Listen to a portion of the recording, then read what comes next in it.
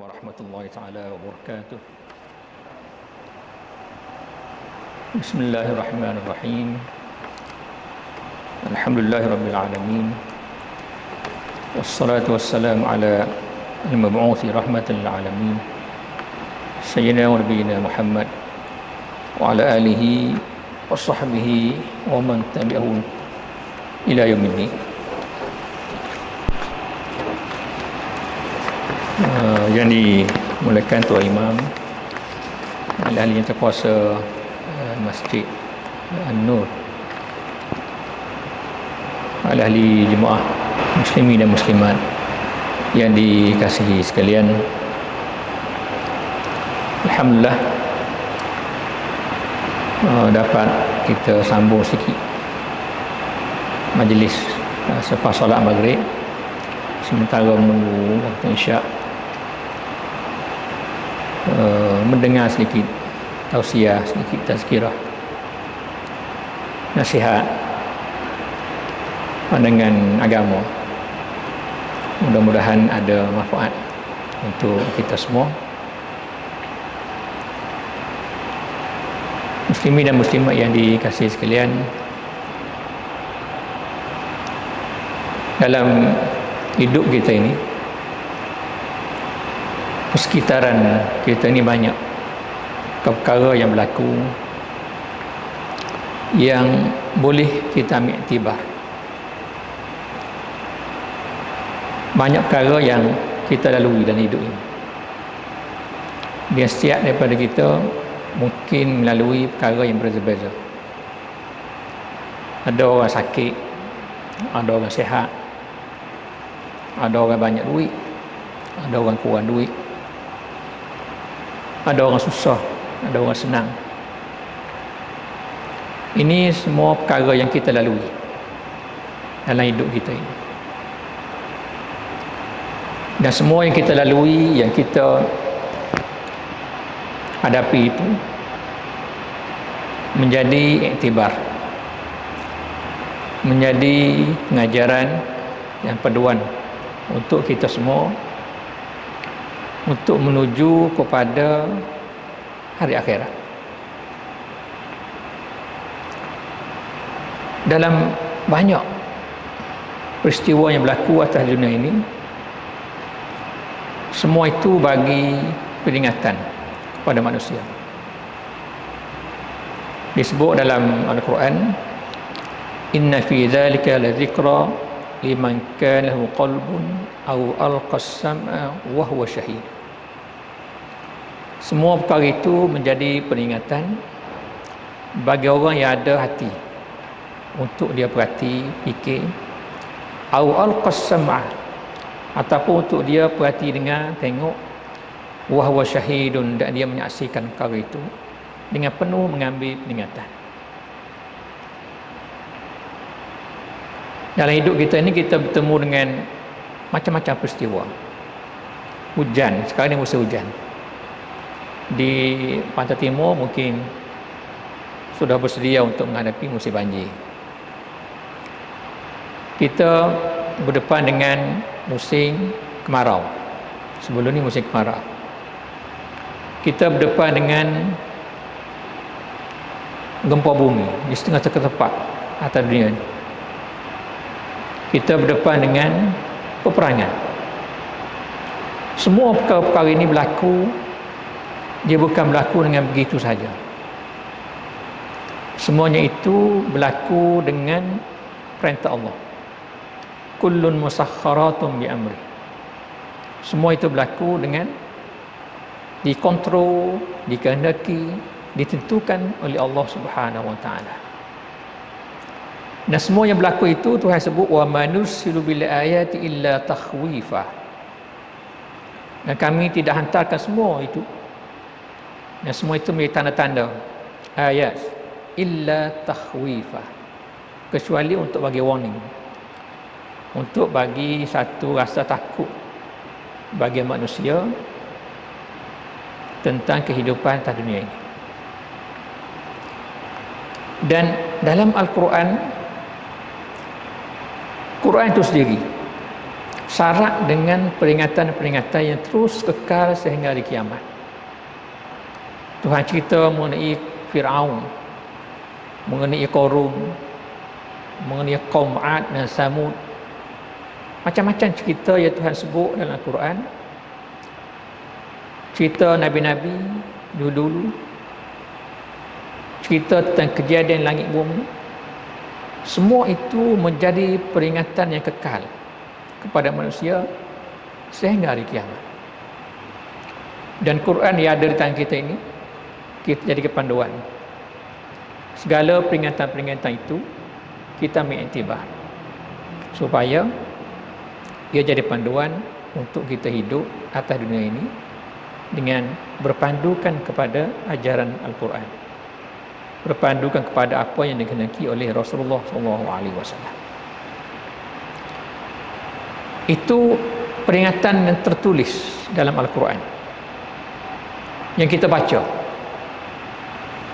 Di samping peringatan-peringatan yang menjadi kisah yang disebut oleh Allah Subhanahu Wa Taala dalam Al-Quran, setiap hari ni pula kita diberi peringatan-peringatan yang pelbagai. Dan semua itu menjadi isyarat daripada Allah Subhanahu Wa Taala bahawasanya manusia ini dikontrol. Manusia ini ditentukan perjalanan hidupnya oleh Allah Subhanahu Wa Taala. Untuk manusia ini ambil pengajaran, satu hari nanti dia akan bertemu dengan Allah Subhanahu Wa Taala. Dan kita sehari dua ni kita berdepan dengan satu peperangan, walaupun ia dihadapi oleh orang Islam di Palestin, tapi dia pengajaran kepada kita semua. Dan saya nak share yang itu pada malam ini. Dalam hadis Rasulullah menyebutkan la taqumus sa'atu, tidak akan berlaku kiamat hatta yuqbadal ilmu, sehingga ilmu ini akan diangkat oleh Allah Subhanahu Wa Taala dengan matinya para ulama. Disebut hadis yang lain. Wa taksuruz zalazil, akan banyak berlaku gempa, bergoncang sana, bergoncang sini, gempa bumi.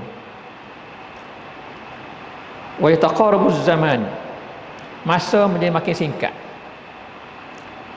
Dia kerja pagi, duduk sekejap, gelak, balik dah, habis masa. Wa tazharul fitan, akan zahir banyak fitnah-fitnah. Wa yaksurul harju, banyak berlaku al-harju, wa huwa al-qatlu. Al-qatlu kata Rasulullah SAW, pembunuhan banyak berlaku. Hatta yaksura fikum al-malu fayafidu, sehingga berlaku melimpah ruah harta di kalangan kamu. Fayafidu, melimpah ruah harta. Tidak akan berlaku kiamat sehingga berlaku semua perkara-perkara tadi. Kalau kita lihat kepada yang disebut oleh Rasulullah tadi, semua berlaku-berlaku. Kita sedang berdepan dengan semua perkara itu. Yuqbadul ilm, ilmu diangkat oleh Allah Subhanahu Wa Taala. Ramai para ulama besar yang telah meninggal dunia, mati, diangkat ilmu ini. Sehingga disebut hadis lain, sehingga manusia terpaksa mencari orang jahil untuk bertanya. Lalu ramailah pemimpin-pemimpin yang jahil bagi fatwa, lalu menyesatkan manusia. Banyak berlaku sekarang. Berlaku gempa bumi yang banyak, kegoncangan, gata rewa kita dengar. Cuma kita Malaysia ni tak kena laluan dia. Nasib baik, alhamdulillah. Kawasan-kawasan lain berlaku.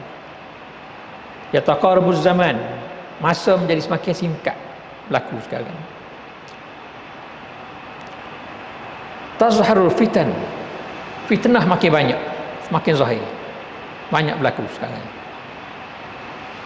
Dan yang terakhir Nabi sebut, berlaku pembunuhan ni banyak.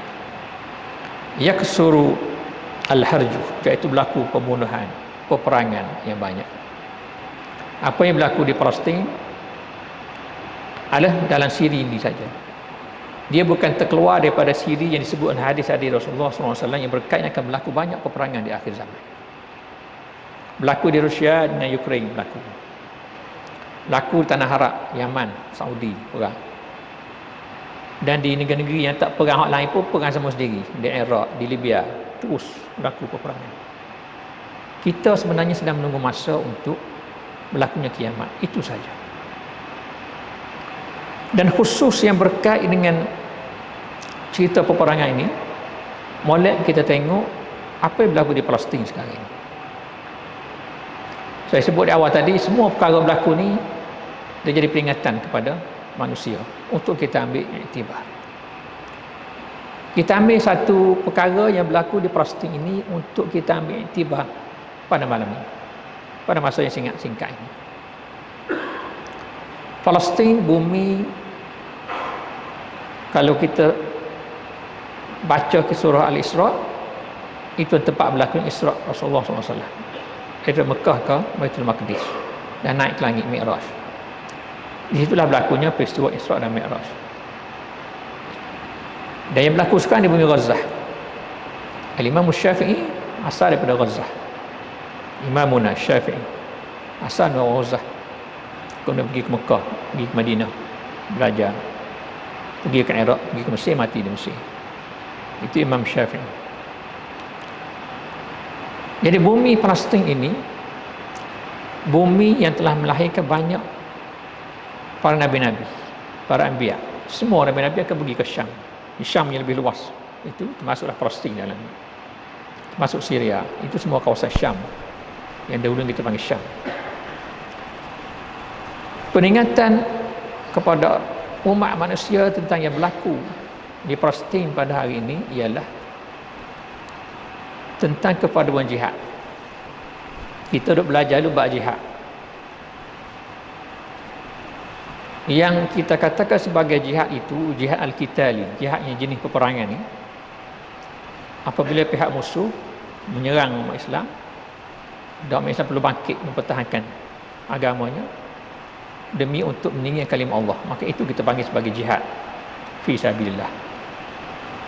Bila ditanya kepada Rasulullah SAW, mal-qitalu fi sabilillah, apa itu perjuangan untuk sabilillah? Lalu Rasulullah jawab, kalimat litakuna kalimatullah al-ulya, iaitu untuk mendirikan kalimah Allah. Maka itu kita panggil sebagai al-qital fi sabilillah. Berjuang, berperang pada jalan Allah untuk meninggikan kalimah Allah. Dan itu yang berlaku di Palestin sekarang ini. Tidak ada khilaf. Manusia, orang Islam di sana bangkit kerana mempertahankan bumi, mempertahankan agamanya daripada dirampas, ditekan oleh Israel laknatullah yang berlaku sekarang ini. Daripada peristiwa yang berlaku ini, satunya perkara yang hikmah di sebalik yang berlaku itu, dia membangkitkan satu kesedaran jihad di kalangan umat Islam untuk membantu dalam apa saja bentuk yang boleh mereka bantu. Untuk orang ada di sana, itulah al-jihad al-qitali, jihad yang jenis bangsa berperang, pertemuan secara fizikal, persenjataan dan sebagainya. Dan terkenal kepada mereka itu al-mujahidun fi sabilillah, orang berjihad demi Allah. Dan orang yang mati untuk ini mati syahid, tak wajib mandi, tak wajib kafan, dia tanam gitu. Mereka ini syuhada kerana mati dalam berjuang kerana agama Allah Subhanahu wa ta'ala. Peristiwa yang berlaku ini membangkitkan semangat itu kepada orang Islam di seluruh dunia. Dan kita lihat bukan saja di negara-negara Islam, di negara barat, mereka itu bangun. Mereka melihat, bagi orang bukan Islam, mereka melihat tindakan Israel itu satu tindakan yang tidak bertamadun kerana membunuh manusia yang tidak bersalah. Bagi kita orang Islam, kita melihat ini isu yang berkait dengan agama kita, berkait dengan akidah, yang perlu kita bangkit apabila sebahagian daripada orang Islam dibunuh dan ditekan. Dan kita beramal dengan hadis Rasulullah SAW, masalul mu'minina fi tawaddihim wa ta'atufihim wa tarahumihim kamathal jasadil wahid idza ishtaka min 'udwin tada'u sa'irul jasadi bis-sahri wal humma. Bandingan orang mukmin itu dari segi ta'atufihim wa tarahumihim, dari segi rasa kasih sayang antara mereka itu, rasa prihatin antara satu sama lain itu sama seperti satu jasad yang satu. Bila sebahagian daripada anggotanya sakit, maka semua anggota lain akan terasa dengan terpaksa berjaga malam dan demam. Ini yang berlaku sekarang. Yang berlaku di Palestin menimbulkan keprihatinan kepada kita yang ada di sini, kepada orang lain yang berada di seluruh dunia. Terbukti hadis Rasulullah SAW itu yang menyebut tentang orang mukmin ini seperti satu jasad yang satu, terbukti apabila seluruh umat Islam di seluruh dunia bangun, bangkit, menunjukkan solidariti kepada perkara yang berlaku di Palestin. Dia tak berlaku kepada kita, tapi berlaku pada orang Islam di sana. Tapi kita di sini bangun, bangkit, tunjukkan rasa keprihatinan kita, solidariti kepada umat Islam yang berada di sana. Tidak ada satu contoh yang mudah untuk kita buktikan hadis Rasulullah SAW bahawasanya umat Islam ini umat yang satu, yang seolah-olah satu badan yang satu, yang satu juzuk badan sakit, seluruh badan lain akan sakit. Ini contoh praktikal kepada apa? Kepada yang disebut oleh Rasulullah SAW. Kita sini buat solat hajat, buat kumpul bantuan kemanusiaan untuk kita, bantuan keuangan, jihad. Kalau keuangan itu satu jihad, kita membantu itu. Sebab itu Nabi sebut dalam Quran, Tuhan sebut anfiqu fi sabilillah itu bi amwalikum wa anfusikum, harta kamu dan jiwa kamu. Itu yang berlaku sekarang. Seluruh dunia membantu umat Islam di Palestin. Tidak pernah kita lihat Palestin ini setelah acak kali berlaku peperangan di Gaza khususnya 2000 berapa itu, belah-belah 14, 17 berlaku peperangan. Tidak pernah kita lihat kebangkitan keprihatinan umat Islam seluruh dunia bagaimana berlaku pada hari ini. Terbukti kamathal jasadil wahid, umat Islam ini seperti satu badan yang satu. Umat Islam belum mati, umat Islam masih hidup. Keprihatinan kepada apa yang berlaku kepada di Palestin menunjukkan jiwa umat Islam masih hidup, masih segar, sensitif dengan apa yang berlaku kepada saudaranya di Palestin. Ini pengajaran, dan ini bukan perkara kecil. Dia telah memberi satu kegerunan kepada Israel sendiri dan kepada seluruh musuh-musuh Allah di seluruh dunia. Bumi Gaza ni bukannya luas mana, dia tak luas mana, tapi disitulah rupanya dijadikan oleh Allah Subhanahu Wa Taala, ditentukan, ditakdirkan oleh Allah Subhanahu Wa Taala menjadi pencetus kepada kebangkitan orang Islam di seluruh dunia, tanah Arab dan tanah Melayu, di bumi-bumi yang lain. Ini pengajaran. Sebab tu saya sebut pada awal tadi, semua perkara yang berlaku dalam hidup kita atas dunia ini ada pengajarannya yang boleh kita ambil iktibar, yang menjadi panduan untuk kita meneruskan kehidupan di atas dunia ini seterusnya. Isu jihad,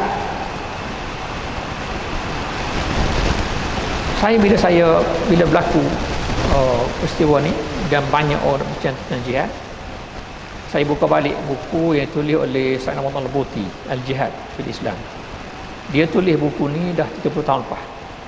Saya tengok cetakan pertama tu tahun 92. Mana sudah 30 tahun. Almarhum Sayyid Muhammad Al-Buti yang mati kena bom di Syria, di Damsyik. Dalam buku dia Al-Islam, Al-Jihad fil Islam tu termasuk isu, dibincangkan isu yang berlaku di Palestin. Dalam buku itu dia sebut, saya sebut macam ni, bila kita sampai ke kewajipan berjihad dan Palestin telah mencetuskan rasa wajib berjihad kepada umat Islam di seluruh dunia itu, satunya jihad ini satu hukum yang kekal sehingga hari kiamat. Bila Rasulullah buka kota Mekah, takluk balik kota Mekah, Fathu Makkah, ngai balik kota Mekah, berlaku pembukaan kota Mekah, Rasulullah berkata, la hijrata ba'dal fathi walakin jihadun wa niyyatun. Tidak ada lagi hijrah selepas berlakunya pembukaan kota Mekah. Hijrah daripada Mekah ke Madinah itu sudah tidak ada. Tapi yang ada jihadun wa niyyatun. Tapi jihad ini akan terus ada kekal sehingga hari kiamat. Hukum jihad ini dia akan terus kekal dan dia terus akan menjadi nadi kepada umat Islam. Kerana ada jihad inilah umat Islam boleh berterusan, boleh survive sampai sekarang. Walaupun sudah 1400 tahun lebih kita berpisah daripada baginda sallallahu alaihi wasallam. Kenapa kita masih lagi boleh survive, umat Islam survive sampai sekarang? Kalau tidak akan ada ruh jihad di kalangan umat Islam. Umat Islam telah melalui satu sejarah yang panjang. Berapa khalifah jatuh bangun? Umayyah, Abbasiyah, Utsmaniyah, jatuh terakhir di Turki. Kemudian khilafah kecil-kecil, kecil-kecil di samping tengah jalan tu banyak jatuh bangun. Tapi umat Islam survive. Bahkan umat Islam tumbuh di mana tempat. Di negara-negara kita tak pernah dengar Islam yang dulu kita dengar ada. Di Rusia, Islam berkembang. Chechnya, Islam berkembang. Uzbekistan, sana belah-belah tan semua. Islam berkembang. Nama-nama sebelum ni 30 tahun kita dengar apa. Kita tahu-tahu rupanya ada umat Islam berkembang belah sana. Di China umat Islam berkembang. Maknanya orang Islam ni walaupun telah melalui fasa jatuh bangun yang cukup teruk dalam sejarahnya, diserang tentera salib itu kita perang berapa kali perang dalam tempoh 2 abad. Dalam tempoh 2 abad perang salib, 200 tahun perang salib berlaku antara orang Islam dengan tentera Kristian. Tapi kita orang Islam survive, tak mati, tak pupus agama Islam. Palestin dulu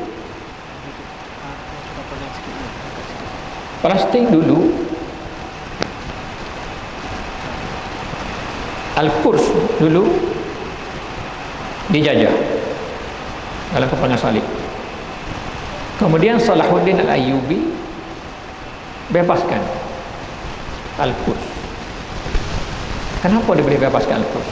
Karena jihad itu, nadi jihad itu masih berdenyut di kalangan umat Islam.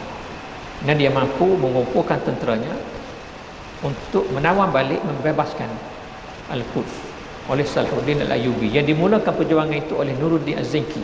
Dia mula tu sebelum tu lagi. Tapi pada tangan Salahuddin Al-Ayyubi berjaya dirampas balik Palestin. Ini nadi jihad yang ada pada umat Islam. Peristiwa Palestin yang berlaku sekarang ini mengingatkan kita, mencetuskan kita balik kepada nadi jihad ini makin berdenyut dan cukup kuat di kalangan umat Islam. Sayyidina Umar radhiyallahu anhu masa ditakdirkan juga di tangan beliau juga sebelum daripada Salahuddin, masa Sayyidina Umar lagi dapat mengayu balik Al-Quds daripada tentera Rom masa itu. Jadi peperangan Abu ceritanya Abu Ubaidah Al-Jarrah dia dapat mengepung dan menguasai Al-Quds dan beritahu Sayyidina Umar untuk mari datang menyerahkan kota Al-Quds itu kepada Sayyidina Umar. Sayyidina Umar mari daripada Madinah, mari untuk mengambil kota Al-Quds, Jerusalem daripada Rom masa itu. Jihad Sayyidina Umar dimulakan di masa itu Abu Ubaidah Al-Jarrah yang mengepung. Abu Ubaidah Al-Jarrah ini antara 10 orang yang dijanjikan syurga oleh Allah oleh Rasulullah SAW. Jadi sepanjang sejarah umat Islam daripada zaman khalifah, zaman Rasulullah, zaman khalifah, zaman tabi'in sampai sekarang, nadi jihad ini terus berdenyut. Dan peristiwa Palestin ini mencetuskan nadi itu makin bergerak. Jadi yang kita rasa satu hikmat di sebalik perkara yang berlaku ini ialah kita nak nadi ini terus berdenyut, kerana Islam ini survive dia dengan nadi jihad inilah. Dan jihad itu adalah pelbagai bentuk. Sebab itu saya Ramadan putih, sebab itu kita tengok dalam tindakan kita sekarang, tindakan kita bila berlaku peristiwa ini, antara tindakan kita ialah bagi bantuan kepada saudara kita di Palestin dan tunjukkan solidariti dan berdoa kepada Allah Subhanahu Wa Taala. Dan doa jangan ambil ringan. Kuasa yang ada pada doa ini tak boleh kita ambil ringan. Doa daripada seorang mukmin yang soleh, yang ikhlas, dimakbulkan oleh Allah Subhanahu Wa Taala, mengatasi segala persenjataan yang ada atas dunia ini. Maka teruskan berdoa. Kita tahu di kalangan kita ni siapa yang dimustajabkan doanya oleh Allah Subhanahu Wa Taala. Jangan ambil ringan tentang doa itu, walaupun simple tapi besar di sisi Allah Subhanahu Wa Taala. Cuma yang kita risau, dari satu pihak kita melihat denyut nadi itu berdenyut dengan cukup kuat. Solidariti itu dibuktikan di seluruh dunia. Cuma kita juga cukup risau apabila jihad ini untuk sebahagian lagi dilihat seolah-olah tidak berdenyut nadi jihadnya itu. Dari sudut strategi kita lihat umat Islam ini banyak menumpu kepada jihad peperangan sebagai satu respon. Bila berlaku suatu peperangan, maka kita react. Baguslah react tu. Kita banyak melihat jihad itu di sudut al-jihad al-qital, jihad yang berkait dengan peperangan sahaja. Maka kita respon bila berlaku peperangan, kita react, kita respon, bantu sana sini. Yang tempat peperangan lawan. Dari segi, kalau kita tengok, ini juga yang diuraikan oleh Sayyid Ramadan Al-Buti dalam buku Al-Jihad. Kalau kita tengok kepada jihad dalam Islam, walaupun jihad berperang itu difardukan selepas berlaku hijrah ke Madinah, tetapi jihad itu telah pun berlaku semasa zaman Makkah. Sebab itu dalam ayat yang Tuhan sebut dalam Quran, wajahidul kuffar wajahiduhum jihadan kabira, wajahiduhum jihadan kabira, berjihadlah kamu, jahiduhum jihadan kabir. Ini ayat Makki. Jumhur ulama tafsir mengatakan ini ayat Makki, turun di Mekah. Berjihadlah lawan orang kafir itu jihadan kabir, jihad yang sungguh-sungguh. Kita tahu masa Mekah tak berlaku peperangan dan tak diwajibkan berperang. Tidak ada ayat yang mengizinkan berperang di Mekah. Tapi ayat wajahidhum jihadan kabir itu turun di Mekah. Ini saya ambil dari kitab yang tulis Al-Jihad oleh Sayyid Ramadan Al-Buti, dan dia kata jumhur ulama tafsir mengatakan ayat itu turun di Mekah. Jadinya kita lihat jihad semasa Rasulullah berada di Mekah itu lebih kepada jihad bertahan, bersabar, melakukan dakwah dengan hebat untuk mengislamkan orang-orang Mekah pada masa itu. Itulah jihad. Dan jihad ini, jihad yang berpanjangan sampai sekarang. Tak berlaku peperangan pun, jihad ini tak kena ada di kalangan umat Islam. Dan jihad ini yang saya risau semakin pudar di kalangan umat Islam. Ramadan Al-Buti dia sebut jihad dalam bentuk dakwah, dalam bentuk ilmu, dalam bentuk kita bersungguh dalam melaksanakan Islam. Ini jihad kita panggil seolah-olah macam satu makanan kepada badan kita. Jihad peperangan, dia kata, itu ubat. Macam orang sakit, Dia perlu ubat, kita bagi ubat untuk selesaikan masa sakit masa tu. Tapi makanan ni berterusan, kita kena makan. Sama dengan peperangan. Peperangan yang kita react bila berlaku peperangan, macam Palestin peperangan, ini kita kena ada ubat, iaitu lawan melalui persenjataan. Ini ubat. Ini melihat keadaan zuruh tertentu, maka bila berlaku peperangan kita react, lawan cara peperangan yang sepatutnya. Adapun jihad satu lagi tadi, itu makanan. Ini nutrition.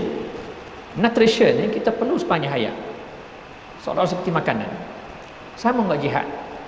Jihad dalam bentuk dakwah, jihad dalam bentuk ilmu, jihad dalam bentuk mengukuhkan ekonomi kita orang Islam, jihad membina perpaduan di kalangan umat Islam. Ini makanan kita. Kalau tak ada ni, tak ada nutrition ini, kita akan mati. Sebelum berperang mati dah. Ada perang, itu ubat.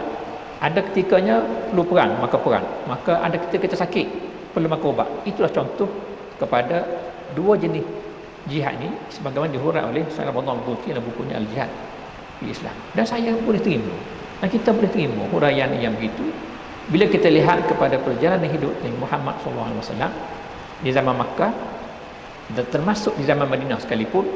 Jihad dalam bentuk makanan tadi yang dicontohkan sebagai seolah seperti makanan tadi terus berjalan, membina kekuatan umat, membina ilmu, membina umat yang bersatu padu, membina ekonomi orang Islam.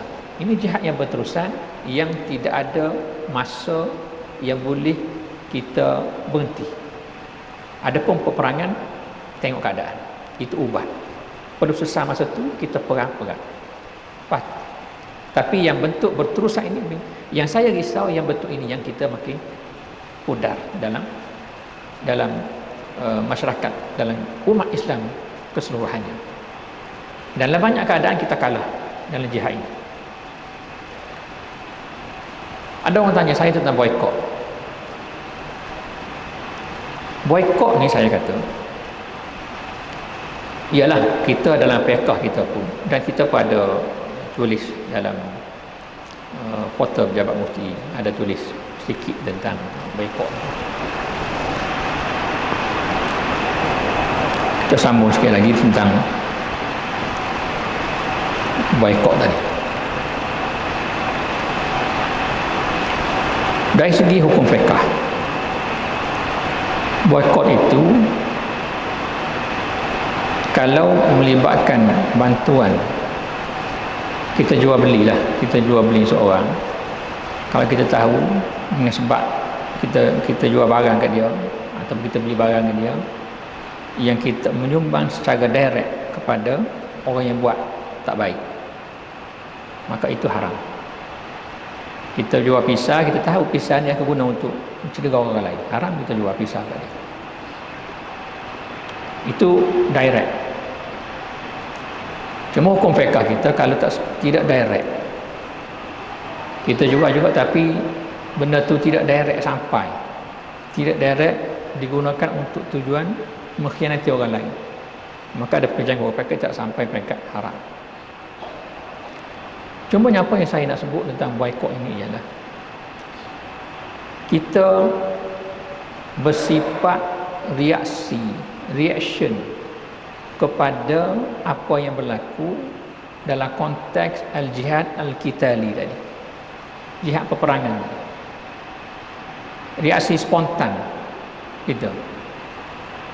Tapi tentang al-jihad yang tidak bersifat al-jihad al-qitali yang saya sebutkan yang pertama tadi, yang itu kita tak buat, yang sepatutnya kita telah bergerak benda tu awal sebelum daripada berlaku peperangan sekarang.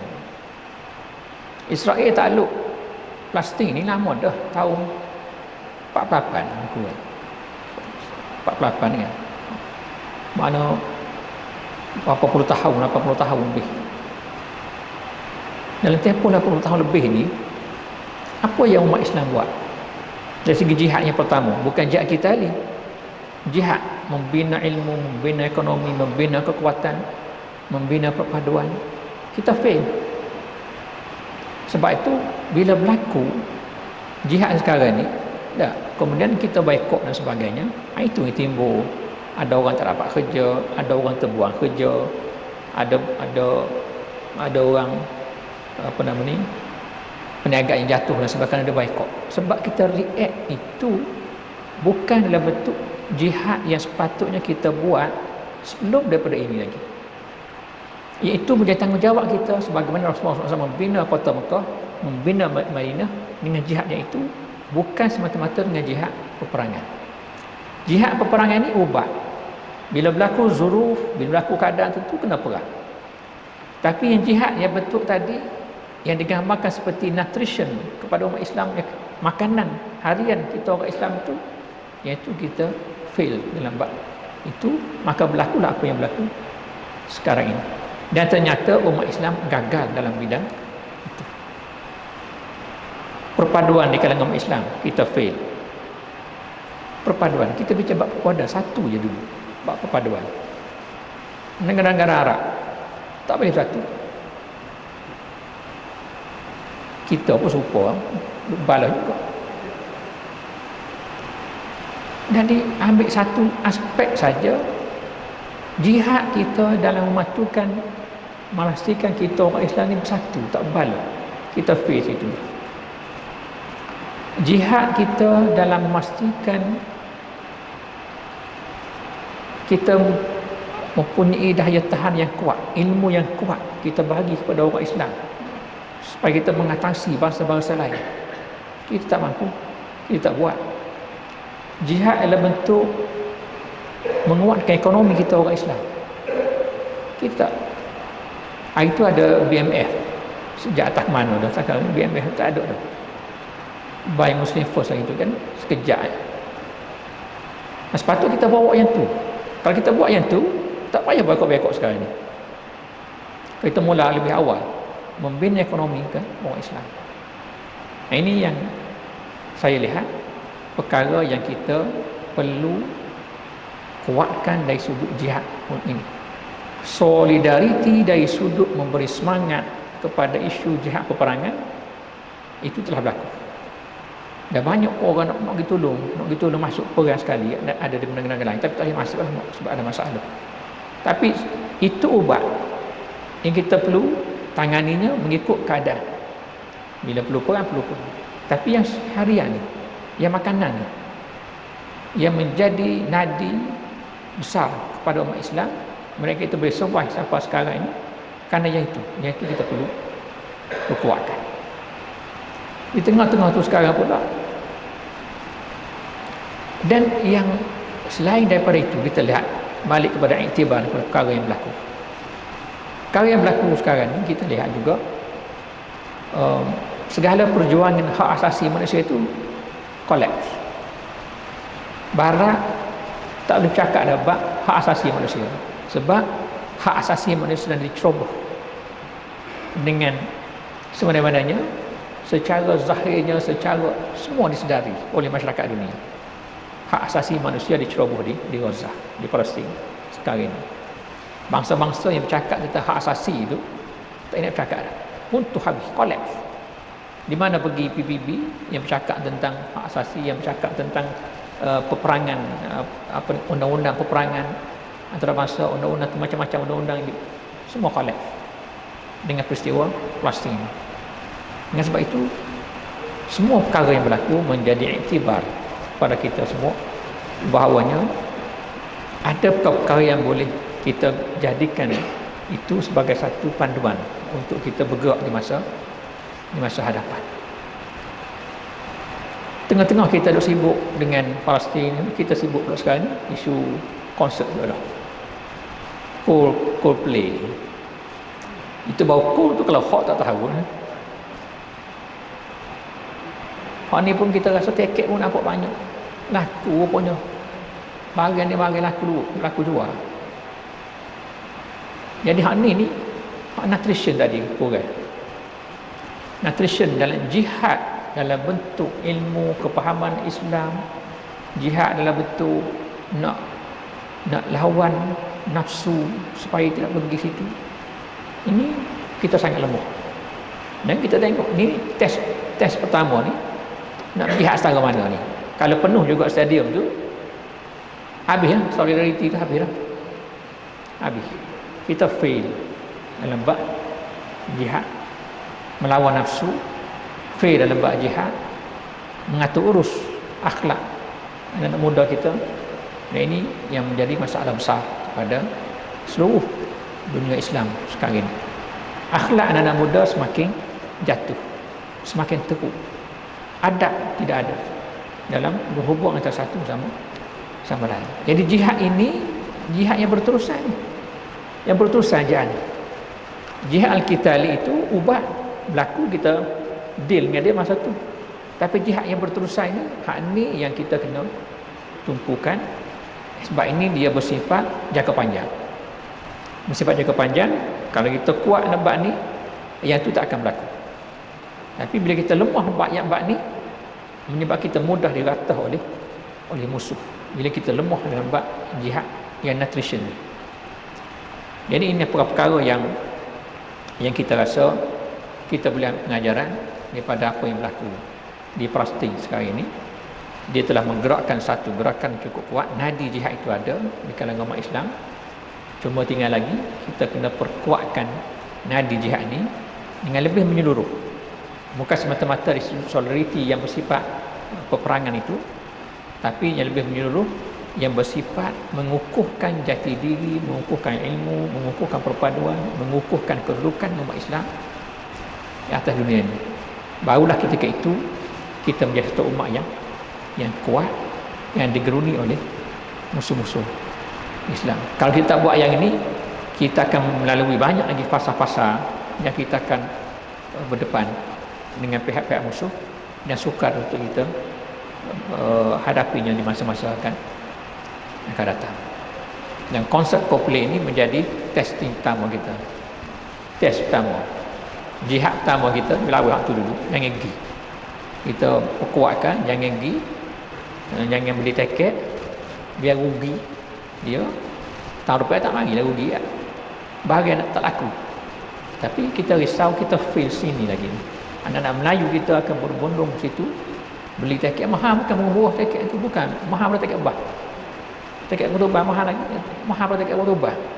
Tapi beli. Ini kita fail dalam bab jihad yang ini. Yang perlu kita fokus dan tumpu. Ini yang bersifat membangunkan jiwa, membangunkan jati diri, membangunkan kepahaman agama di kalangan orang Melayu kita, anak-anak muda kita ni, di tanah air kita ni. Jadi jihad itu cukup besar. Kerja kita makin banyak, bukan sekadar untuk solidariti ini, tapi kerja kita untuk membangunkan bangsa yang kuat, yang utuh dari segi ilmu, kepahaman agamanya, kuat dari segi ekonominya. Ini kita kena bina dengan secepat mungkin. Kita perlu ada plan, strategi, buat perkara ini, insya-Allah kita menjadi bangsa yang kuat. Jadi peristiwa yang berlaku ini memberi pengajaran yang banyak untuk kita bangkit. Umat Islam sebenarnya perlu bangkit dalam bentuk dua jenis jihad yang dimaksudkan tadi. Jadi saya rasa saya berhenti setakat itu dulu lah. Dah 8.30 masuk Isya Ramadan. Mudah-mudahan sedikit perkongsian yang ringkas dalam ini ada manfaat untuk diri saya sendiri dan semua yang hadir. Mudah-mudahan ini menjadi antara sebahagian daripada jihad kita semua ke arah membina umat yang kuat, umat yang kukuh, tinggi jati dirinya, ilmunya mantap, supaya kita boleh bergerak ke hadapan sebagai satu umat yang kuat. Bukan semata-mata bermusim, tapi umat yang kuat di sepanjang zaman kita bergerak. Nadi jihad itu terus berdenyut dalam badan umat Islam ini. Wabillahi taufiq hidayah. Wassalamualaikum warahmatullahi wabarakatuh.